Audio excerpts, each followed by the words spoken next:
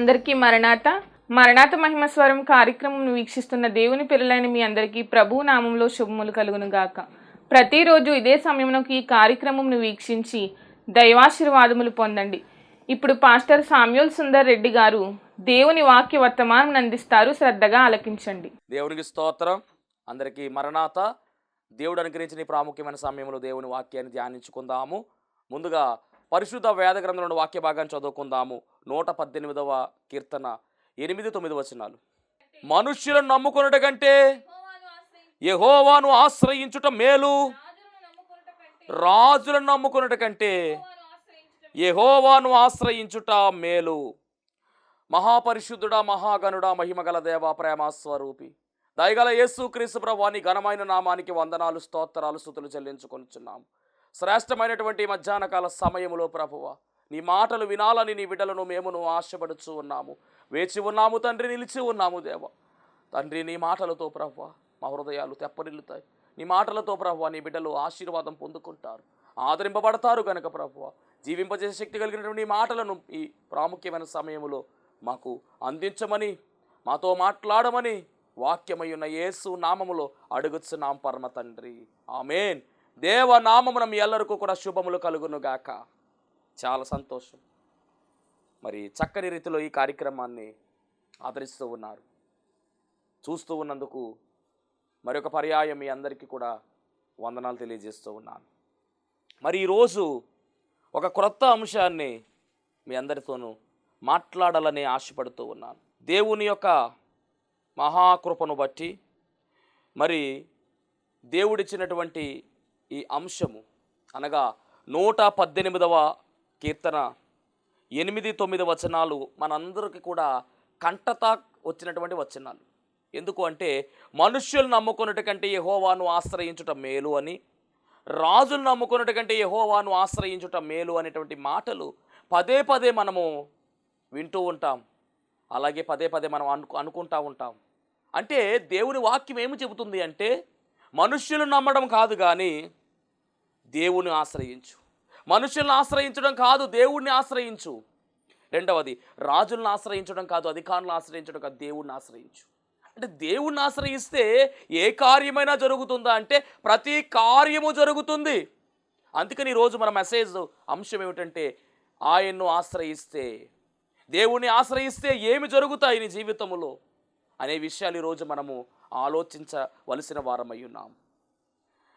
పరిశుద్ధ గ్రంథములో దేవుని ఆశ్రయిస్తే మేలు కలుగుతుంది అనేటటువంటి అంశం మీద మనకు ఒక రాజుగారు కనబడుతున్నారండి. ఈ రాజు ఎలాంటి రాజు అంటే దేవుణ్ణి ఆశ్రయించినప్పుడు ఆ రాజు జీవితంలో మేలు కలిగింది. దేవుణ్ణి ఆశ్రయించినటువంటి రాజు వేరొక రాజును ఆశ్రయించాడు, అలాగే మనుషులను ఆశ్రయించాడు. తరువాత కీడు కలిగినట్టుగా స్పష్టంగా ఈ రాజు జీవితంలో మనం చూడొచ్చండి. ఈరోజు చాలా అద్భుతమైనటువంటి మాట ఇది. అంటే మనుషులు నమ్ముకున్నట్టు కంటే యెహోవాను ఆశ్రయించడం మేలు అనేటటువంటి ఈ మాట ఈ రాజు జీవితంలో జరిగింది. అంటే దేవుడు నమ్ముకున్నంత వరకు కూడా, దేవుడి మీద ఆశ్రయం కలిగినంత వరకు కూడా ఈ రాజు ఆశీర్వాదం పొందుకున్నాడు, జయ జీవితాన్ని పొందుకున్నాడు, అద్భుతమైన పరిపాలన చేశాడు. ఎప్పుడైతే దేవుడిని ఆశ్రయించడం మానేసి మనుషుల మీద ఆశ్రయం కలిగి ఉన్నాడో లేదా రాజులు నమ్ముకున్నాడో అప్పుడు ఈ రాజు పతనానికి వెళ్ళిపోయాడు. భయంకరమైనటువంటి మరణాన్ని ఆయన మరణించినట్టుగా మనము చూస్తూ ఉన్నాం. దేవునికి స్తోత్రం. ఆ రాజు గురించి ఈరోజు మనము నేర్చుకోవాల్సిన వారమై ఉన్నాము. ఏంటి ఈ రాజు జీవితంలో కలిగినటువంటి మేలు అంటే ఆ రాజు ఎవరో కదండి, యూదా రాజ్యాన్ని పరిపాలించినటువంటి 3వ రాజు, యూదా దేశాన్ని పరిపాలించినటువంటి 3వ రాజు, అతని పేరే ఆషా అనేటటువంటి రాజు. ఇతని గురించి మనం గమనించినట్లయితే కనుక మొదటి రాజుల గ్రంథములో అలాగే 2వ దినవృత్తాంతాల గ్రంథములో ఇతని గురించి చాలా స్పష్టముగా దేవుడు రాయించాడు. మొదటి రాజుల గ్రంథం మనం గమనించినట్లయితే కనుక 15వ అధ్యాయము 9-24 వచనాల్లో ఈయన చరిత్ర ఉంది. అలాగే 2వ దినవృత్తాంతాల గ్రంథము 14వ అధ్యాయము, 15వ అధ్యాయము, 16వ అధ్యాయము, ఈ 3 అధ్యాయాల్లో ఇతని చరిత్ర ఉంది. ఇతడు జీవితంలో 2 భాగాలు కనబడుతున్నాయి. మొట్టమొదటిగా దేవుణ్ణి ఆశ్రయించినటువంటి ఆసా రాజు, రెండవదిగా మనుష్యులను అలాగే రాజులను ఆశ్రయించినటువంటి ఆశారాజు.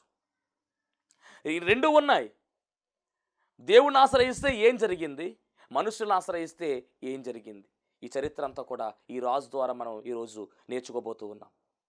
వెళ్దాం వాక్యములోనికి. రాజు గురించినటువంటి చరిత్ర. మరి ఆస అనేటటువంటి ఈ రాజు యోధా రాజ్యాన్ని పరిపాలించిన రాజు. మీ అందరికి కూడా ఈ చరిత్ర బాగా తెలుసు. ఇతని ముందు ఉన్నటువంటి రాజు ఎవరు అంటే కనుక అబియా అనేటటువంటి రాజు. అనగా ఇశ్రాయేలు దేశాన్ని పరిపాలించిన రాజులు.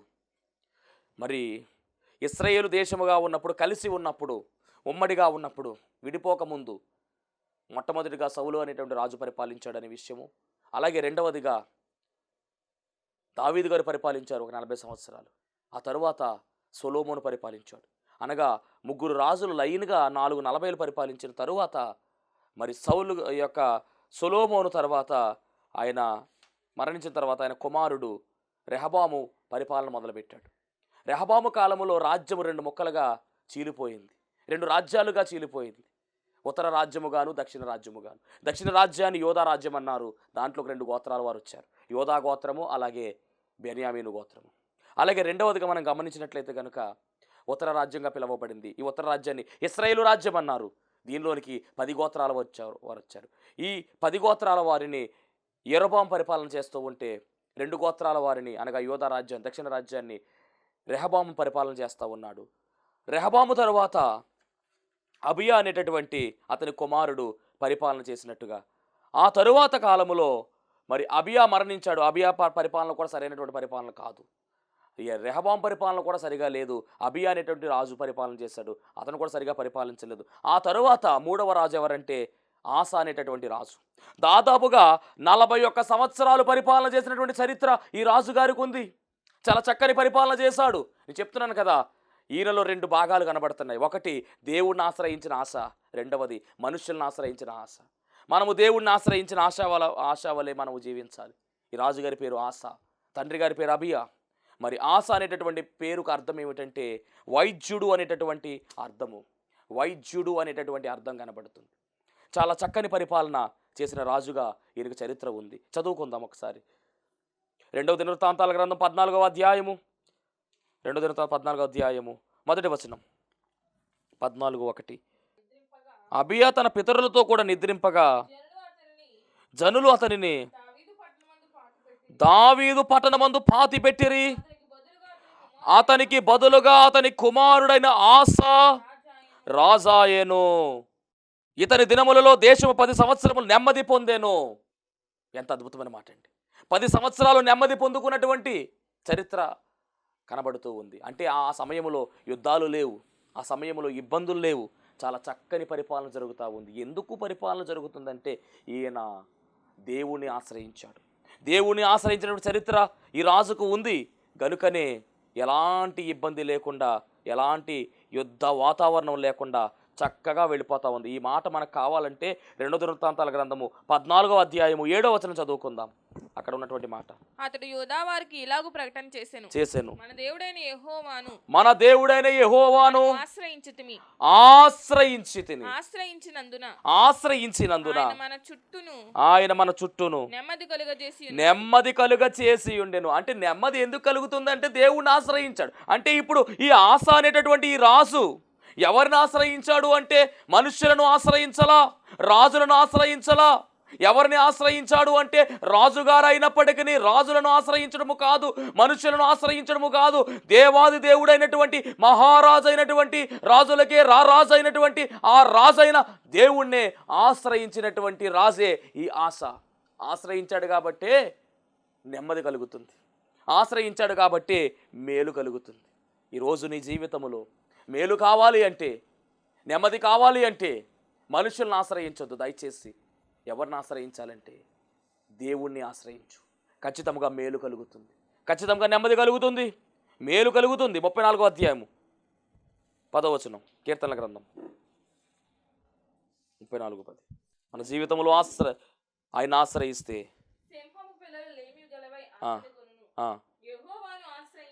యెహోవాను ఆశ్రయించు వారికి ఏ మేలు కొదువై ఉండదు. ఎంత గొప్ప వాగ్దానం అండి. 34వ అధ్యాయం 10వ వచనం రాయబడినటువంటి వాగ్దానం చాలా అద్భుతమైనటువంటి వాగ్దానం. ఆయన ఆశ్రయించిన వారికి ఏ మేలు కొదువై ఉండదు. అలాగే 31:10 కూడా చదువుదాం. దగ్గర ఉన్నటువంటి మాటలు ఇవన్నీ. 31:19 చదువుదాం. నీ యందు భయభక్తులు గల వారి నిమిత్తము నీవు దాచి ఉంచిన మేలు ఎంతో గొప్పది. ఆయన మేలు దాచిపెట్టి ఉంచాడు. ఎప్పుడు అంటే ఆయన ఆశ్రయిస్తే ఆ మేలు మనకిస్తాడు. ఈరోజు ఆశ ఆయన ఆశ్రయించాడు కాబట్టి ఆయన జీవితంలో ఏం కలుగుతుందంటే నెమ్మది కలుగుతుంది, మేలు కలుగుతుంది. మరి నువ్వు ఎవరిని ఆశ్రయిస్తున్నావు? డబ్బును ఆశ్రయిస్తున్నావా? బంగారాన్ని ఆశ్రయిస్తున్నావా? మనుషులను ఆశ్రయిస్తున్నావా? ఎవరిని ఆశ్రయించినా కానీ నీ జీవితంలో మేలు కలగదు. నీ జీవితంలో మేలు కలగాలంటే ఆయన్ని ఆశ్రయించాలి, యేసు ప్రభువుని ఆశ్రయించాలి, దేవాది దేవుణ్ణి ఆశ్రయించాలి. ఈ రాజు ఆశ్రయించినటువంటి రాజుగా కనపడుతూ ఉన్నాడు. అందుకనే నెమ్మది కలిగిందంట. చదువుదాం ఇంకా 14 2 దినవృత్తాంతాల గ్రంథం 14వ అధ్యాయం 1వ వచనం.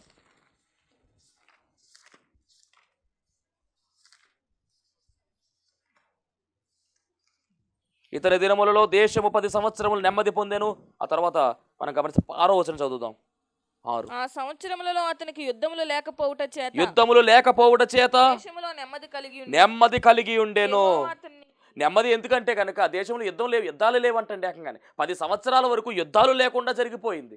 కారణం ఏమిటంటే మేలు కలిగిస్తున్నాడు దేవుడు, నెమ్మది కలిగిస్తున్నాడు. కారణం ఏమిటంటే దేవుణ్ణి ఆశ్రయించాడు. అంటే దేవుణ్ణి ఆశ్రయిస్తే పరిపాలన ఎలా జరుగుతుందంటే చాలా చక్కగా జరుగుతుంది.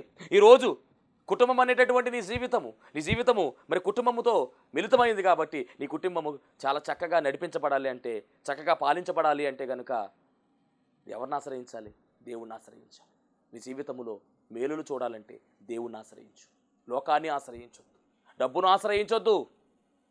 ఈ లోకంలో ఉన్నదంతా కూడా శరీరాశ, నేత్రాశ, జీవబుడము వ్యర్థమైనటువంటివే. నువ్వు దేవుని వైపు చూడు, దేవుణ్ణి ఆశ్రయించు.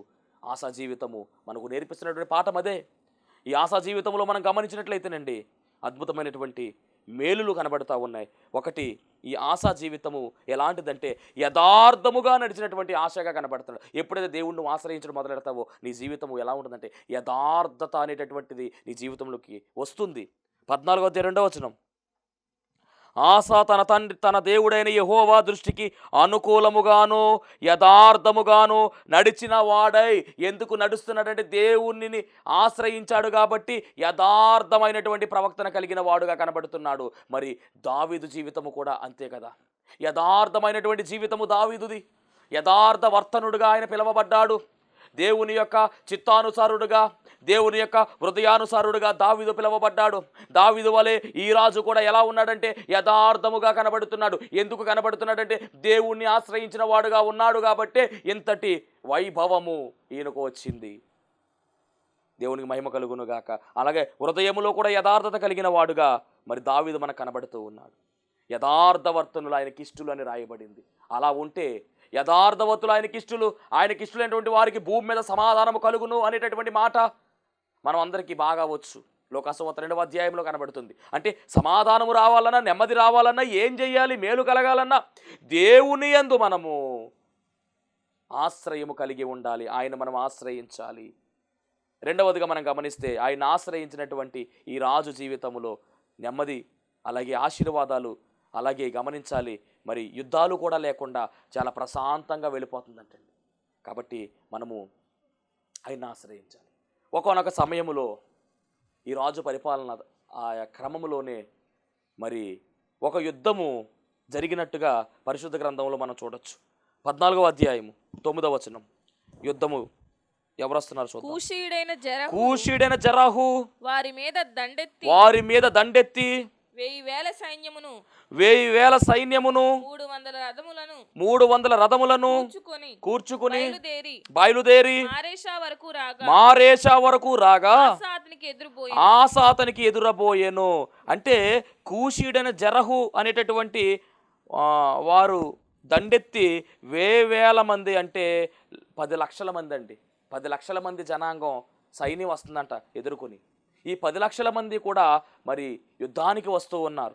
మరి ఇశ్రాయేలు జనాంగము అనగా ఈ యోధావారు ఎంతమంది ఉన్నారు అంటే కనుక యోధావారి యొక్క జనాభా ఎంత చూద్దాం ఒకసారి. 14వ అధ్యాయం 2 దినవృత్తాంతాల కింద 14వ అధ్యాయము 8వ వచనము.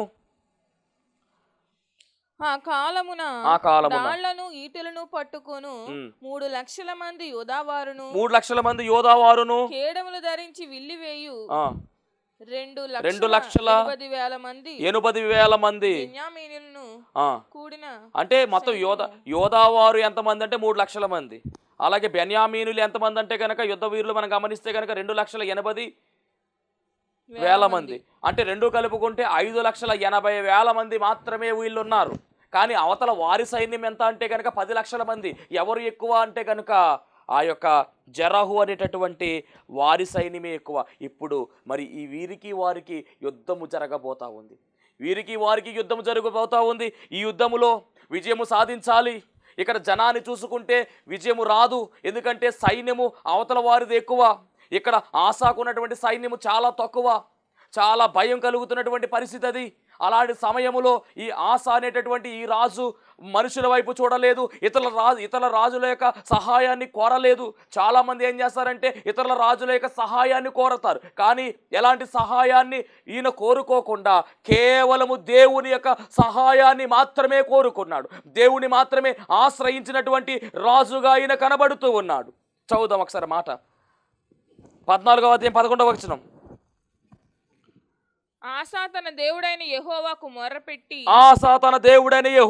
మొర్రపెట్టి యెహోవా విస్తారమైన సైన్యము చేతిలో ఓడిపోకుండా బలము లేని వారికి సహాయము చేయుటకు నీకన్నా ఎవరును లేరు. నా దేవా యెహోవా మాకు సహాయము చేయుము. అదిగోండి, నిన్నే నమ్ముకొని నన్ను. రాజులు నమ్ముకోలేదండి. ఇందాక మనం చదువుకున్నట్టు వాక్యం, మనుషులు నమ్ముకున్నట్టు కంటే యెహోవాను ఆశ్రయించడం మేలు, రాజులు నమ్ముకున్నట్టు కంటే యెహోవాను ఆశ్రయించడం మేలు. అంటే ఎవరిని ఆశ్రయించాడు, ఎవరు నమ్ముకున్నాడంటే యెహోవా దేవుణ్ణి నమ్ముకొని ఆయన్ని ఆశ్రయించి, దేవా నీవే మాకు దిక్కు ప్రభువా, ఇదిగో మా సైన్యము చాలా తక్కువగా ఉన్నది, ఆ సైన్యం ఎక్కువగా ఉన్నది, మాకు విజయం ఇవ్వాలంటే సైన్యం వల్ల కాదు ప్రభువా, నీవే మాకు విజయం ఇవ్వాలని చెప్పి ప్రార్థన కూడా చేసినటువంటి ప్రార్థనాపరుడే ఈ ఆశ అనేటటువంటి రాజు. ఇప్పుడు ఈయన ఫోకస్ అంతా ఎక్కడ ఉందంటే దేవుడే మాకు దిక్కు, దేవుడే చూచుకుంటాడు, యెహోవా ఈరే అన్నట్లుగా సాగిపోతా ఉంది. కాబట్టి ఈ రాజు జీవితంలో యథార్థత ఉంది, ఈ రాజు జీవితంలో విజయం ఉంది. ఇప్పుడు యుద్ధం వచ్చి కూర్చుంది, యుద్ధంలో విజయము సాధించాలి. ఆ తర్వాత మనం గమనించినట్లయితే కనుక మాకు సహాయము మా దేవా యెహోవా మాకు సహాయము చేయుము. 11వ వచనం. బలము లేని వారికి సహాయము చేయుటకు నీకన్నా ఎవరునో లేరు. మా దేవా యెహోవా మాకు సహాయము చేయుము, నిన్నే నమ్ముకొని ఉన్నాను. నీ నామమును బట్టి ఈ సైన్యమును ఎదిరించుటకు బయలుదేరి ఉన్నాము. యెహోవా నీవే మా దేవుడవు, నీవే మాకు దేవుడవు, నీ పైన జయము పొందనీయకుము అని ప్రార్థింపగా యెహోవా ఆ కూషీలను ఎదుటను యూదావారి ఎదుటను నిలువనీయక వారిని మొత్తినందున వారు పారిపోయిరి. ఏమండి, ఎంత అద్భుతం అండి. 10 లక్షల జనాంగాన్ని 5,80,000 మంది తరివేస్తున్నారంట, పారిపోతున్నారంటండి. అసలు ఎవరు పారిపోవాలి? వీరు కదా పారిపోవాల్సింది. కానీ దేవుడు ఎంటర్ అయ్యాడండి, దేవుడు జోక్యం చేసుకున్నాడు. ఎందుకు జోక్యం చేసుకున్నాడంటే ఈ ఆశ అనేటటువంటి ఈ రాజు మనుష్యుల్ని ఆశ్రయించలేదు, మనలాగా దేవుణ్ణి ఆశ్రయించాడు. ఒకవేళ నువ్వు మనుషుల్ని ఆశ్రయిస్తున్నావేమో, అందుకే ఈ కష్టాలు, అందుకే ఈ బాధలు, అందుకే ఈ బలహీనతలు. వద్దు, ఒక్కసారి దేవుణ్ణి ఆశ్రయించు. నీవు మొదట ఏ విశ్వాసంలో ఉన్నావో ఆ విశ్వాసంలోనే వెళ్ళు. నీ విశ్వాసపు స్థాయి పెరగాలే కానీ తగ్గిపోతుంది. వాక్యం ఇచ్చినటువంటి దైవ జనాంగమా, మీ విశ్వాసం ఎలా ఉంది? పరీక్షించుకో, నిన్ను పరీక్షించుకో. మనము ఎప్పటికప్పుడు మన భక్తి గ్రాఫ్ పెరగాలి తప్ప డౌన్ అవడానికి వీలు లేదు. విశ్వాసపు స్థాయి పెరగాలి, అధిక విశ్వాసంలోనికి వెళ్ళాలి. అమాని విశ్వాసము గొప్పది అని మనం అనిపించుకునే విధముగా, దేవుడు మెచ్చుకునే విధముగా, దేవుడికి నచ్చే విధముగా మన విశ్వాసపు యొక్క గ్రాఫ్ పెరగాలి తప్ప అవిశ్వాసపు అల్ప విశ్వాసంలోనికి మనము పడిపోవలసినటువంటి వారము కాదు. మనము జయించే వారమై ఉన్నాము, జయాన్ని పొందుకునే వారమై ఉన్నాము. ఈరోజు ఆశ అనేటటువంటి ఈ రాజు మీకు చెప్తున్నటువంటి పాఠం ఏమిటంటే, నేను నా దేవుణ్ణి ఆశ్రయించాను, నేను ఆ దేవుణ్ణి ఆశ్రయించాను అంటున్నాడు. ఆశ్రయించాడు కాబట్టే చక్కని జయము, చక్కని విజయాన్ని అందుకుంటూ ఉన్నాడు. మరి ఇలా ఆశ్రయించినటువంటి ఈ రాజు తరువాత కాలం గమనిస్తే గనక 15వ అధ్యాయము 8వ వచనంలో చేసినటువంటి మరొక పని కనబడుతూ ఉంది. 15:8. ప్రవక్త అయిన ఓదేదు ప్రవచించిన ఈ మాటలు ఆ, ఆసా వినినప్పుడు ఆ, అతడు ధైర్యము తెచ్చుకుని ఆ, యూదా బెన్యామీనీల దేశం అంతటి నుండి ఆ, ఎఫ్రాయిము మన్యములో ఆ, తాను పట్టుకున్న పట్టణంలో నుండి ఆ. హేయములైన విగ్రహములన్నిటినీ తీసివేసి తీసివేసి యెహోవా మంటపము ఎదుట నుండు ఆ, యెహోవా బలిపీఠమును మరలా కట్టించి యెహోవా బలిపీఠమును మరలా కట్టించి. యోదావారినందరినీ అంటే ఈ అనుభవం చూడండి, బలిపీఠాన్ని కట్టించే అనుభవము, బలి అర్పించేటటువంటి అనుభవము కూడా కలిగినటువంటి రాజు, ప్రార్థించే రాజుగా కనబడుతున్నాడు, యథార్థవంతంగా ఉన్నటువంటి రాజుగా కనబడుతున్నాడు.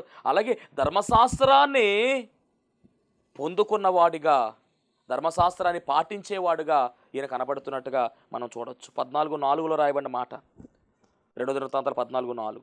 వారి పితరుల దేవుడైన యెహోవాను ఆశ్రయించుటకును ధర్మశాస్త్రమును బట్టి ధర్మశాస్త్రమును బట్టి విధిని బట్టి క్రియలు జరిగించుటకును యోదావారికి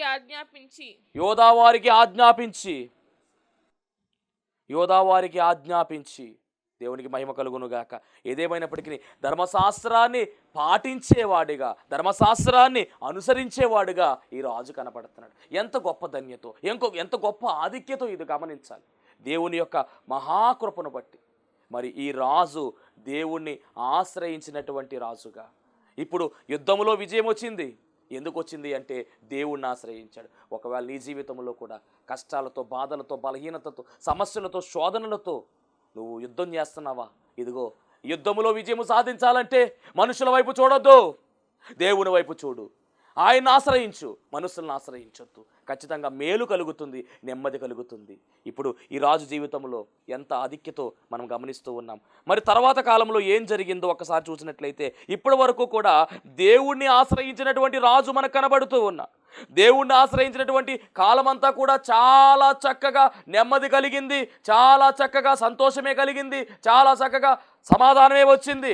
కానీ తరువాత కాలంలో ఏమి జరిగింది అంటే, దేవుణ్ణి ఆశ్రయించినటువంటి ఈ రాజు మరలా వేరొక రాజును ఆశ్రయించినట్టుగా కనబడుతూ ఉంది. చదువుకుందాం ఒకసారి వాక్య భాగాలు. మరి దేవుణ్ణి ఆశ్రయించినంత కాలము కూడా 35 సంవత్సరాల వరకునంట ఎలాంటి యుద్ధాలు లేవంటండి. 15వ అధ్యాయము, 2 దినవృత్తాంతాలు 15వ అధ్యాయము 19వ వచనము. ఆసా ఏలుబడి యందు 35వ సంవత్సరం వరకు యుద్ధములు జరగలేదు. రికార్డ్ అండి, ఆల్ టైమ్ రికార్డ్, మామూలు రికార్డు కాదు ఇది. ఎందుకంటే ఒకటే సూత్రం, దేవుణ్ణి ఆశ్రయించి భయభక్తులు కలిగి యథార్థంగా జీవించినటువంటి రాజే ఈ ఆస. చాలా భయము దేవుడు అంటే. కానీ మరి ఒకానొక సమయంలో ఏమైందో ఏమో తెలియదు, కానీ దేవుణ్ణి ఆశ్రయించకుండా ఒక రాజును ఆశ్రయించాడండి. ఇది ఎంత ఘోరమైనటువంటి పని. చదువుదాం 16వ అధ్యాయం 2వ వచనం. ఆసా యెహోవా మందిరమందును రాజనగరునందును ఉన్న, ఒక్కసారి 1వ వచనం 16:1. ఆసా ఏలుబడి యందు 36వ సంవత్సరమున ఇశ్రాయేలు రాజైన బయేషా యోదావారి మీద దండెత్తి బయలుదేరి యోదా రాజైన ఆసా యొద్దకు రాకపోకలు జరగకున్నట్లు రామాను కట్టింపగా అని రాయబడినటువంటి మాట. అంటే గమనించాలి, ఇశ్రాయేలీయులకు అలాగే మరి ఈ యొక్క యోధా రాజ్యానికి, ఇశ్రాయేల్ రాజ్యానికి, యోధా రాజ్యానికి మధ్యలో రాకపోకలు జరగకుండా అక్కడ ఈయన ఏం కట్టిస్తున్నాడంటే రామాను కట్టించడానికి ప్రారంభించుకున్నాడంటే. ఎవరు అంటే కనుక ఇశ్రాయేలు రాజుగా ఉన్నటువంటి బయోషా. వీరు అన్నదమ్ములే, 12 గోత్రాలు 2 మొక్కలు అయిపోయినాయి కదా మధ్యలో. ఇప్పుడు ఏంటంటే రామా అనేటటువంటి పట్టణాన్ని కట్టిద్దాం అనుకుంటున్నారు. అప్పుడు రాకపోకలు జరగవన్నమాట. కాబట్టి యుద్ధానికి ఆ రాజు వచ్చాడంటండి. వస్తే అప్పుడు ఆసా ఏం చేస్తున్నాడంటే, ఇందాక ఒక యుద్ధం జరిగినప్పుడు దేవుణ్ణి ఆశ్రయించాడు, కానీ ఈసారి ఈ రాజు ఎవరిని ఆశ్రయిస్తున్నాడు చూద్దాం, ఒకసారి చదువుదాం. ఆసా యెహోవా మందిరమందును రాజనగరునందును ఉన్న ఒక్కసములలోని వెండి బంగారములను తీసి దమస్కులో నివాసము చేయు సిరియా రాజుకు బెన్హదదునొద్దకు దూతల చేత పంపించి, నా తండ్రికిని నీ తండ్రికిని కలిగి ఉన్నట్లు నాకును నీకును సంధి కలిగి ఉన్నది. వెండిని బంగారమును నీకు పంపి ఉన్నాను. ఇశ్రాయేలు రాజైన బయేషా నన్ను విడిచి ఆవలికి పోవునట్లుగా నీవు అతనితో చేసి ఉన్న సంధిని భంగము చేయమని వర్తమానము చేసెను. రైట్. అంటే ఇప్పుడు ఎవరిని ఆశ్రయిస్తున్నాడంటే దేవుణ్ణి ఆశ్రయించట్లేదు. ఇంకెంతకేనే సిరియా రాజు అనేటువంటి బెన్హదదును ఆశ్రయించినట్టుగా మనం చూస్తున్నాం. మరి ఇప్పుడు దాకా ఆశ్రయించింది ఎవరినండి? దేవుణ్ణే కదా. దేవుణ్ణి ఆశ్రయించినప్పుడు మేలు కలిగిందండి, నెమ్మది కలిగింది, చాలా సంతోషం కలిగింది. యుద్ధాలు లేవు. కానీ యుద్ధం వచ్చే సమయానికి ఎవరిని ఆశ్రయిస్తున్నాడంటే రాజులను ఆశ్రయిస్తున్నాడు. ఇక్కడ రాజును, పరాయి రాజు అయినటువంటి అన్య రాజు అయినటువంటి సిరియా రాజును ఆశ్రయిస్తూ అతనికి డబ్బు ఇచ్చాడు, అతనికి బంగారం ఇచ్చాడు, మొత్తం మీద ఆశ్రయాన్ని కోరుకుంటూ ఉన్నాడు. ఆశ్రయించవలసినటువంటి దేవుణ్ణి ఆశ్రయించడం మానేశాడు. ప్రార్థనాపరుడే, దేవుడు అంటే భయం కలిగిన వాడే, కానీ ఏం జరిగిందో ఏంటో తెలీదు. ఒకవేళ నీ జీవితంలో కూడా ఇలాంటి సందర్భాలు రాకుండా ఉంటాయా? వాక్యం ఏంటంటే దేవుని ప్రజలారా, సంగమా వినండి, జాగ్రత్తగా ఆలోచన చెయ్యండి. సాతాను కుయుక్తి కలిగిన వాడు ఏ విధముగా ఆయన మనల్ని పడగొట్టడానికి ప్రయత్నం చేస్తూ ఉంటాడు. విశ్వాసిని అవిశ్వాసిగా మార్చేటటువంటి తత్వము కలిగిన వాడు సాతాను. జాగ్రత్త. ఒకవేళ నువ్వు గనక చోటిచ్చావంటే, అపవాది గనక చోటిచ్చినట్లయితే ఖచ్చితముగా పాపములోనికి వెళ్ళిపోతాం. అపవాది గనక చోటిస్తే ఖచ్చితముగా పాపములోనికి వెళ్ళిపోతాం. జాగ్రత్త. దేవుని మనం ఆశ్రయించాలి. దేవుణ్ణి ఆశ్రయించవలసిన వారమై ఉన్నాం. మహోన్నతురానికి వందనాలు, స్తోత్రాలు, స్తుతులు చెల్లించుకుంటున్నాం ఈ ప్రాముఖ్యమైన సమయంలో తండ్రి. నాయనా, ఇదిగో మరి నీ యొక్క ప్రభువా, నిన్ను ఆశ్రయించేటటువంటి భక్తుల జీవితాన్ని గురించి ప్రభువా ఈరోజు మీరు మాతో మాట్లాడిన ప్రతి మాటను బట్టి మీకు వందనాలు. అవును ప్రభువా, ఆశ అనేటటువంటి రాజు నిన్ను ఆశ్రయించి మేలు పొందుకున్నాడు, నిన్ను ఆశ్రయించి విజయాన్ని పొందుకున్నాడు, నిన్ను ఆశ్రయించి ప్రభువా నాయన ఉన్నతమైనటువంటి స్థాయిలోనికి వెళ్ళాడు. నాయన అదే రాజు ప్రభువా నాయన మరలా నిన్ను ఆశ్రయించకుండా ఉంటే ప్రభువా ఇదిగో నాయన ఎన్నో కష్టాల్లోనికి వెళ్ళిపోయాడు. నాయన మేము అలా కాకుండా నిన్ను ఆశ్రయించే ధన్యత మా అందరికీ దయచేయమని, నిన్ను ఆశ్రయించినటువంటి ప్రభువా నాయన 12 సంవత్సరాల రక్తస్రావం అనేటువంటి రోగం కలిగినటువంటి ఆమె రోగము తొలగిపోయి నెమ్మది కలిగింది. ప్రభువా నీకు వందనాలు. అట్టి నెమ్మది జీవితము నీ బిడ్డలకు దయచేయండి. నిన్ను ఆశ్రయించిన వారికి జయమంటున్నావు కాబట్టి జయాన్ని దయచేయండి ప్రభువా. నీ బిడ్డలను ఆశీర్వదించమని, నీ బిడ్డల జీవితాల్లో ఉన్నటువంటి కష్టాలు, బాధలు, బలహీనతలు, ఇబ్బందులు, ఇరుకులు అన్నీ తొలగించి వేసి సమాధానంతో వారిని తృప్తిపరచమని యేసు నామములో అడుగుచున్నాం పరమ తండ్రి, ఆమేన్. అందరికీ మరణాత. దేవునికి స్తోత్రం. అందరికీ వందన మరణాత తెలియజేస్తున్నాను. మరణాత మహిమస్వరం అనే ఆధ్యాత్మిక కార్యక్రమాన్ని వీక్షిస్తున్న మీ అందరికీ కూడా మరొక పర్యాయము ప్రభు పేర వందన మరణాత తెలియజేస్తూ ఉన్నాను. మరి ఈ కార్యక్రమము ఎంతో ఆశీర్వాదంగా ఉందని, ఈ కార్యక్రమం ద్వారా ఎన్నో మేళ్లు పొందుకున్నామని మరి మీరు అందరూ కూడా ఫోన్ కాల్ చేస్తూ ఉన్నారు. చాలా సంతోషము. ఎన్నో అద్భుత ఆశ్చర్యకార్యాలు దేవాదేవుడు ఈ కార్యక్రమం ద్వారా జరిగిస్తూ ఉన్నారు. దేవుని నామమునికి మహిమ కలుగునుగాక. మరి మీరు చూస్తున్నటువంటి ఈ యొక్క షెడ్ గురించి గతంలో మీకు చెప్పడం జరిగింది. యజమానుడు మరి దీన్ని బేరం పెట్టారని చెప్పేసి, దీన్ని తీసుకుంటే ఇక్కడ ఆరాధన జరుగుతుంది, లేకపోతే మనం బయటికి వెళ్ళాలనేటువంటి పరిస్థితిని మీకు చెప్పినందుకు చాలామంది మరి సహకరించారు. కొంతమంది మరి అమౌంట్ పంపించడం జరిగింది, అలాగే ప్రార్థన చేయడం జరిగింది. దేవుని మహాకృపను బట్టి పంపించినటువంటి కొంత అమౌంట్ మరి యజమానుడికి కట్టడం జరిగింది. ఇంకా చాలా అమౌంట్ మనము వారికి ఇవ్వాల్సి ఉంది. కనుక మరి ఈ కార్యక్రమాన్ని వీక్షిస్తున్నటువంటి మీకు ఎవరికైనా కనుక ప్రేరేపణ కలిగినట్లయితే కనుక మరి మీ వంతు సహకారాన్ని అందించండి. ఈ దీన సేవకునికి మీ యొక్క సహకారం అందించి ఈ సేవను మరి ముందుకు వెళ్ళేలాగా సహకరించవలసిందిగా ప్రభు పేరు తెలియజేస్తూ ఉన్నాను. మీకు ఎవరికైనా కనుక మరి ప్రేరేపణ కలిగినట్లయితే కనుక స్క్రీన్ మీద కనపడుతున్నటువంటి ఆ నెంబర్కి ఫోన్పే చేయండి, లేదా ఫోన్ చేసినట్లయితే కనుక నేనే స్వయంగా మాట్లాడతాను. మీ సహకారాన్ని అందించండి. ప్రభు పనిలో మీరు కూడా పాలి భాగస్తులు కావాల్సిందిగా ప్రభు పేరు తెలియజేస్తున్నాను. అందరికీ మరణాత.